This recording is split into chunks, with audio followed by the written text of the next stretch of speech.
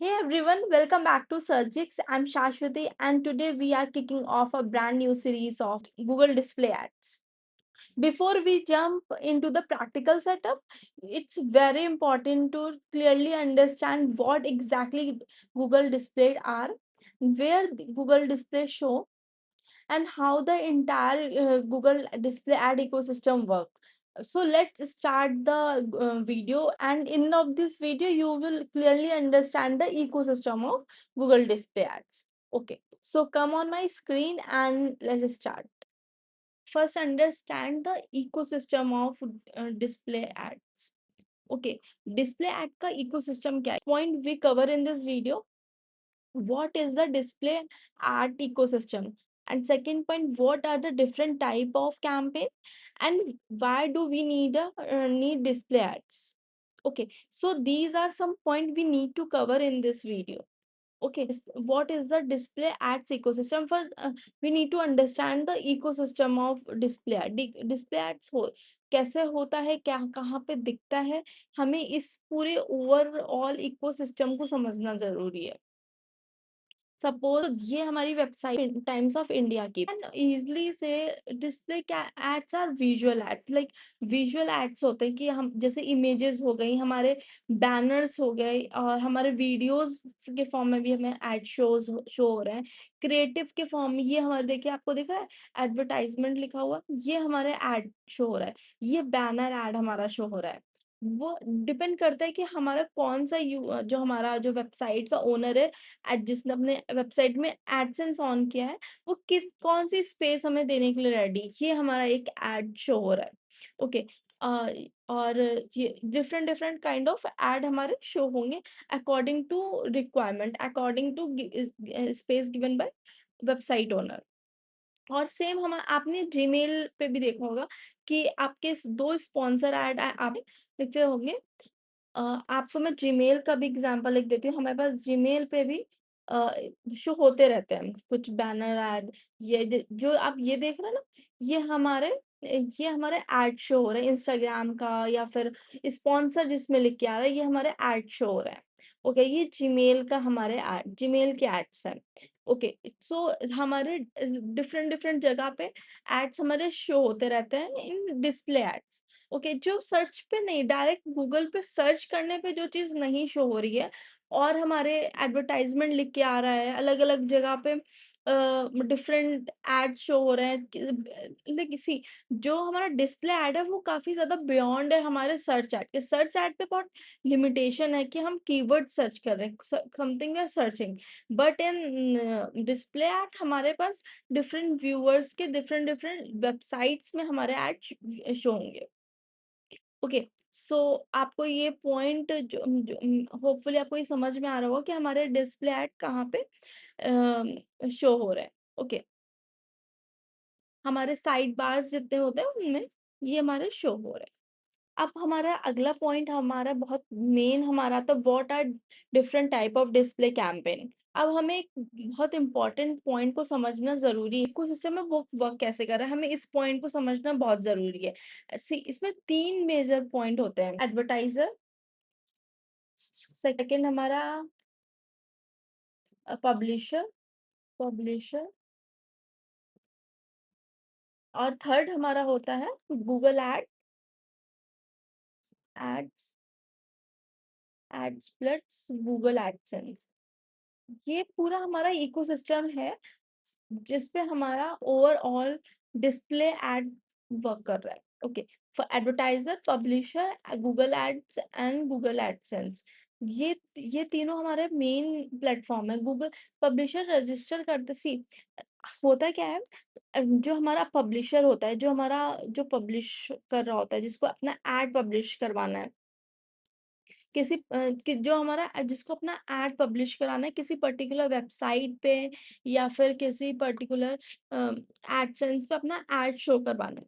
Okay, तो वो क्या करेगा, एडवर्टाइजर होगा जिसको अपना ऐड पब्लिश करवाना है किसी पर्टिकुलर, सपोज कि हमारी जो आपको लाइव एग्जांपल दे रही हूँ कि यहाँ पे एक एडवर्टाइजर है. ओके, सो इसको, ये एक एडवर्टाइजर है और ये एक पब्लिशर है जो अपनी वेबसाइट पे अपना ऐड, हमारे अपनी इस वेबसाइट पे ऐड पब्लिश करवाना है इसको.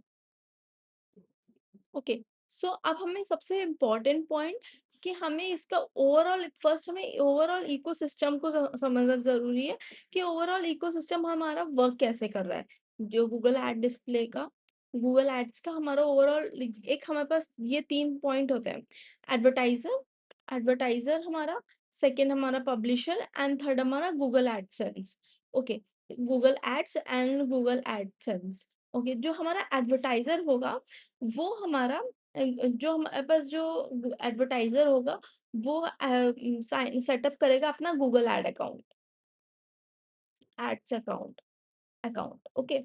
एंड जो हमारा पब्लिशर होगा वो सेटअप करेगा Google AdSense account, Google AdSense account setup करेगा। ओके, एंड फिर गूगल सिस्टम क्या करेगा कि वो मैच करेगा, मेरे पास कोई न्यूज़ से रिलेटेड आर्टिकल है, तो वो ट्राई करेगा, वो फिगर आउट करेगा कौन से ऐसे वेबसाइट हैं, कौन से ऐसे यूज़र्स हैं जो कौन से ऐसे यूज़र्स हैं जो इसको जो हमारे न्यूज़ से रिलेटेड देखने में इंटरेस्टेड, जो हमारे न्यूज़ चैनल वेबसाइट्स में इंटरेस्टेड है, अपना ऐड लॉन्च कराना चाहते हैं। तो ये ऐड सिर्फ़ उनको ही शो होगा। ओके, या तो हमारे कुछ पर्टिकुलर यूज़र्स हैं, जो हम ऑलरेडी हमने सेगमेंट कर रखे हैं यूज़र्स के लिए, जो न्यूज़ चैनल देखना जो प्रेफ़र कर रहे हैं न्यूज़ चैनल देखना। Okay, suppose times of India के कुछ टाइम्स ऑफ इंडिया देखना प्रेफ़र करते हैं, जो न्यूज़ चैनल देखना प्रेफ़र करते हैं। मेरा ऐड सिर्फ़ उनको दिखेगा।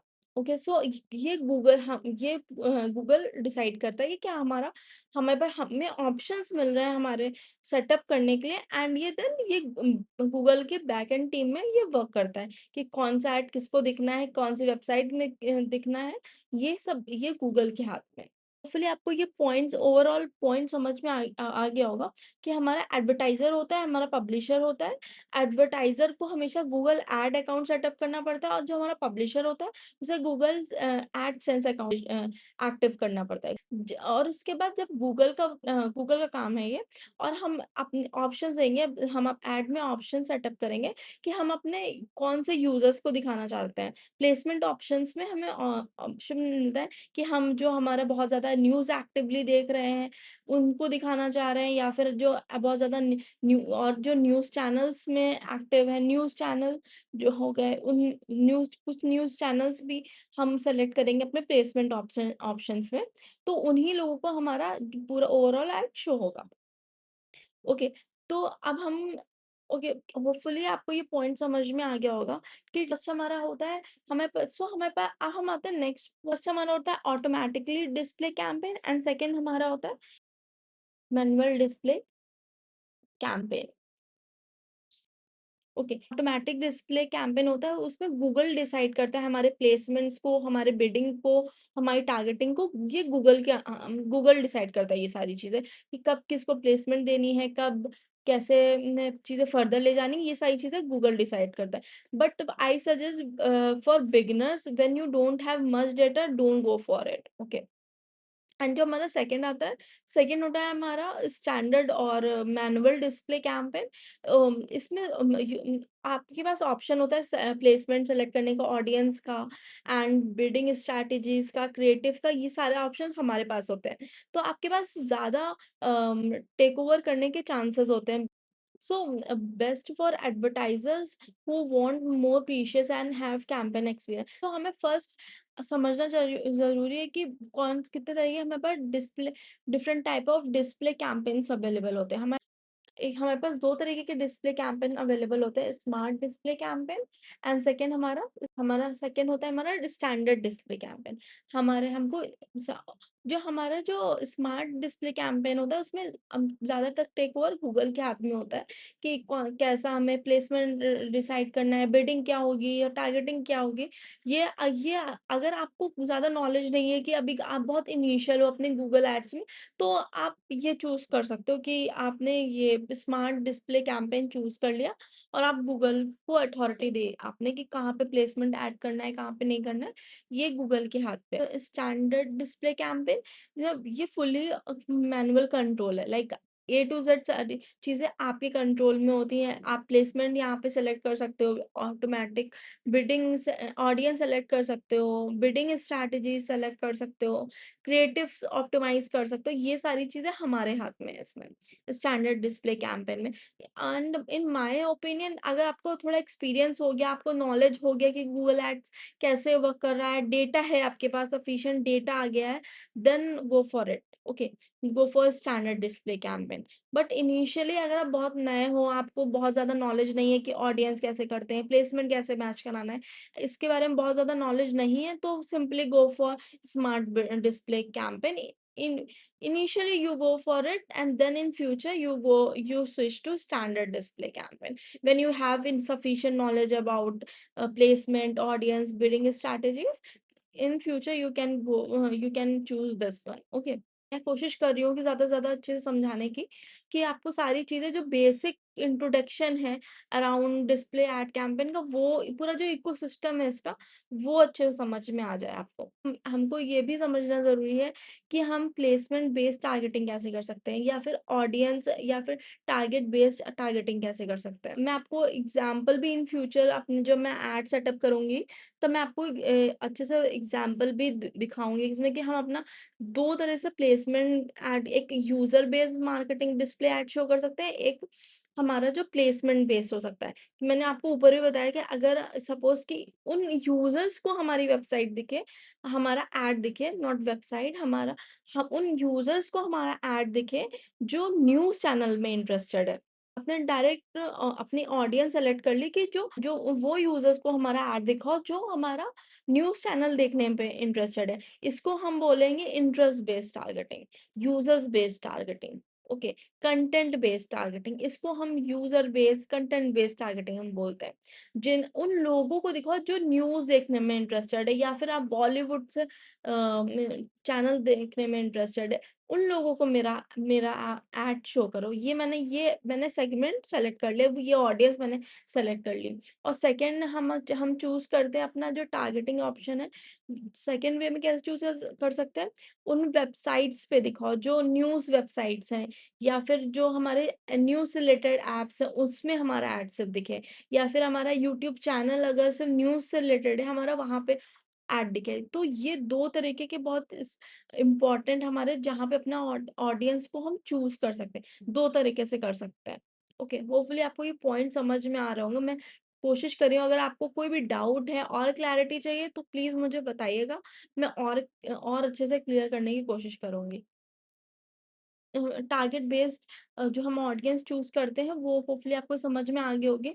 अब इसके बाद हमें डिस्प्ले ऐड के जो हमारे साइज़ेज़ होते हैं, उनको भी समझना ज़रूरी है कि कौन-कौन से साइज़ेज़ हम चूज़ कर सकते हैं। ओके, कौन-कौन से हम साइज़ेज़ चूज़ कर सकते हैं, कि किन-किन देखो किस-किस तरह के हमारे पास साइज़ेज़ होने चाहिए, कि हमारे पास जो हमारे जो ऐड फॉर्मेट है, वो लाइन अप हो सही से। सपोज़ इस ऐड का साइज़ अलग है, और जो हमारे ये साइड में दिख रहा है, इनका अलग है। तो हमारे जो पूरे जितने भी आपको आप जहाँ आप सेटअप करोगे ऐड अकाउंट, गूगल ऐड में ऐड पे जाओगे, जब आप सेटअप करोगे तो आपको बहुत सारे वेरिएंट दिखाई देंगे कि हमें ये साइज़ का चाहिए, मीडियम रेक्टेंगल, या फिर डिफरेंट डिफरेंट साइज़ेज़ के चाहिए, तो आप ट्राई करो वो सारे जितने भी साइज़ेज़ वो शो कर रहा है ऐड, तो उसको कवर करो। तो सपोज़ आपने ऐड ये साइज़ है, आपके ऐड का ये साइज़ है। आपने एक ऐड बनाया वो भी सिर्फ़ इस साइज़ का। बट टाइम्स ऑफ इंडिया आपका साइज़ जो अवेलेबल है, जहाँ पे ऐड शो कर सकता है, वो ये साइज़ है। तो आप अपॉर्च्युनिटी मिस कर दोगे, जो हमारे एक अच्छी वेबसाइट, टाइम्स ऑफ इंडिया एक अच्छी वेबसाइट में आप अपना ऐड दिखाने की जो अपॉर्च्युनिटी है, वो मिस कर दोगे। क्यों? क्योंकि गूगल ने हमारे जो एडवर्टाइज़र हैं, हमारे जो पब्लिशर्स हैं, गूगल ने हमारे जो पब्लिशर हैं, उनको बताया भई हमें 300 टू 250 थ्री, और गूगल ने वही साइज़ हमें भी बताया कि हमें ये साइज़ के बना के रखने हैं। जो और सेम एडवर्टाइज़र को भी बताया कि हमें इत 4-5 जो हमें साइज़ क्राइटेरिया है, इसमें हमें अपने अपने एड्स क्रिएटिव को बनाना है। तो अगर हम नहीं इस फिर हम अपने सही से अकॉर्डिंगली नहीं क्रिएट करेंगे, सब हम अपने सही से अकॉर्डिंगली नहीं क्रिएट करेंगे, तो हम अपनी जो अच्छी वेबसाइट में जो हमारा एड दिख सकता था, उसकी अपॉर्च्युनिटी लूज़ कर देंगे। ओके, सो गूगल बहुत फेयर गेम खेलता है, कि हम जो एडवर्टाइज़र्स को चीज़ें बताई उसने, वही पब्लिशर को चीज़ें बताई, कि हाँ, ये क्राइटेरिया है कि आपको इस साइज़ में क्रिएटिव इतनी स्पेस छोड़नी चाहिए और ये साइज़ में ऐड हमारा दिखना चाहिए। और सेम उसमें एडवर्टाइज़र को बताया कि आपको ये क्रिएटिव का रेडी रखना चाहिए, ये क्रिएटिव्स चाहिए हमें कि इस साइज़ के। तो जब दोनों चीज़ें एक साथ एक एक सेम पेज पे आएँगी तब हमारा ऐड दिखेगा।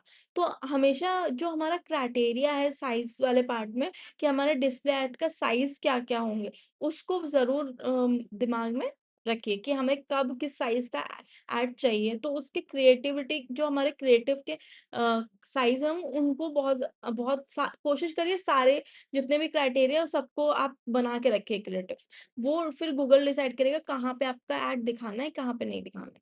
ओके, ये बहुत इम्पोर्टेंट पॉइंट्स हैं डिस्प्ले एड इकोसिस्टम में, होपफुली आपको ये समझ में आ रहे होंगे। सी जो हमारा ये पूरा इकोसिस्टम है ना डिस्प्ले एड का, उसका बहुत बेनिफिट्स तो बहुत ज़्यादा हैं।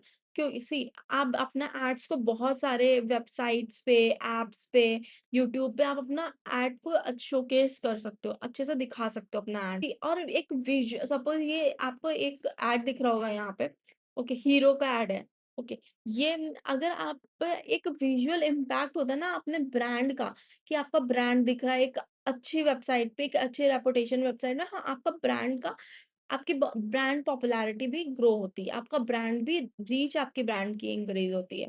एक एक स्ट्रॉन्ग ब्रांड अवेयरनेस होती है कि आपके ब्रांड को लोग जान रहे हैं, ओके।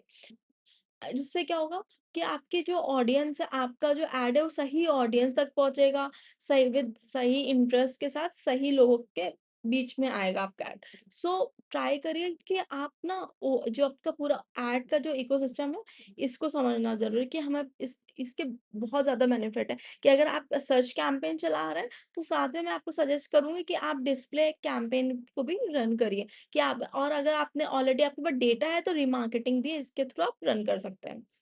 ऐड को आपके पास मैं आपको पूरा प्रैक्टिकली शो भी करूँगी इन नेक्स्ट वीडियो कि हम कैसे क्रिएट करते हैं। आप एक ऐड को मल्टीपल जगह भी आप अपना ऐड को दिखा सकते हो। डिफरेंट डिफरेंट जगह शो भी कर सकते हो, तो वो भी कोई इश्यू नहीं है। डिफरेंट जगह आप शो भी कर सकते हो अपने ऐड को। तो अब डिफरेंट वेबसाइट में, जीमेल में, ऐप्स में आप डिफरेंट जहाँ भी आप चाह रहे हो, आप वहाँ अपना ऐड शो भी कर सकते हो। अच्छे से बस अपना अपना क्रिएटिव अच्छा बनाओ और प्लेसमेंट्स कहाँ करनी है उस पे फ़ोकस करो। होपफुली आपको ये सारे जितने मेरे पॉइंट्स हैं, वो समझ में आ रहे होंगे कि हमारे जो हमारे इम्पोर्टेंट पॉइंट्स हैं, वो आपको समझ में आ रहे होंगे। So hopefully you understand why and when use display ad। Hopefully आपको ये सारे पॉइंट समझ में आ गए होंगे कि मैंने और अच्छे से डिस्क्राइब कर दिया है कि हम यूज़ कब करते हैं अपना एड कैंपेन्स को, डिस्प्ले एड्स को, स्कोप क्या है हमारा, जो हमारे स्कोप होता है, हमारा विजुअल एलिमेंट है वो क्या है, तो हम उसका सही ब्रांड अवेयरनेस क्या है, कैसे हम यूज़ कर सकते हैं, मल्टी कहाँ पर कब पे हम प्लेसमेंट कर सकते हैं, ओके। सो कॉस्ट इफेक्टिव है या नहीं है, ये सारी चीज़ें बहुत इंपॉर्टेंट है। ओके, सो ओवरऑल आपको पूरा जो हमारा कॉन्सेप्ट है होपफुली आपको वो समझ में आ रहा होगा। सो कि हमारे कॉस्ट इफेक्टिव कितना है, ये जितने भी ओवरऑल पॉइंट हैं आपको समझ में आ रहे होंगे। ओके, सो इस वीडियो में बस इतना ही मैं समझाना चाहती हूँ। सो मिलते हैं नेक्स्ट वीडियो में। सो मैं नेक्स्ट वीडियो में आपको कैंपेन क्रिएशन वाले पार्ट में मैं वर्क करूँगी एंड आपको दिखाऊँगी कैसे हम अपना ऐड क्रिएट कर सकते हैं। Okay, thank you. सो मिलते हैं नेक्स्ट वीडियो में। Till then bye. Don't forget to like, share and subscribe my channel.